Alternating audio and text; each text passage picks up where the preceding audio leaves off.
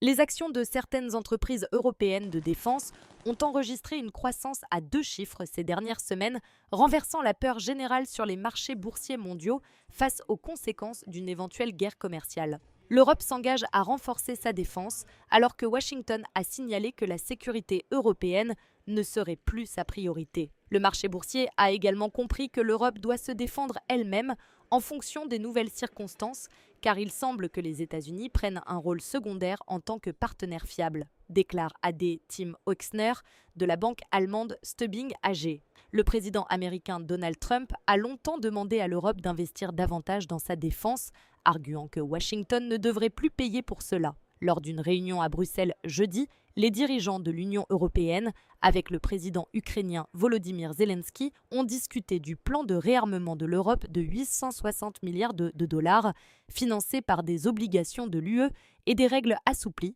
pour l'emprunt et les dépenses. Les États membres de l'UE augmentent également leurs dépenses de défense. Friedrich Merz, qui devrait être le prochain chancelier de l'Allemagne, s'est engagé à assouplir les règles strictes d'emprunt en Allemagne. Je veux être très clair ici. Tout ce qui est nécessaire doit également aller à notre défense maintenant, compte tenu des menaces pesant sur notre liberté et la paix sur notre continent, a-t-il déclaré. La décision de l'administration Trump de suspendre l'aide militaire à l'Ukraine et de limiter l'utilisation de certaines armes fabriquées en Amérique a souligné le désir de l'Europe de renforcer ses capacités militaires. Pendant ce temps, les dirigeants européens se sont engagés à continuer de soutenir l'Ukraine. Mais l'Europe peut-elle se réarmer tout en continuant à fournir des armes à l'Ukraine? Les experts disent que ce n'est pas simple, car un complexe industriel de défense ne peut pas être construit du jour au lendemain. Cependant, tous les Européens ne sont pas sur la même longueur d'onde. La Hongrie et la Slovaquie ont exprimé des objections à un soutien continu à l'Ukraine.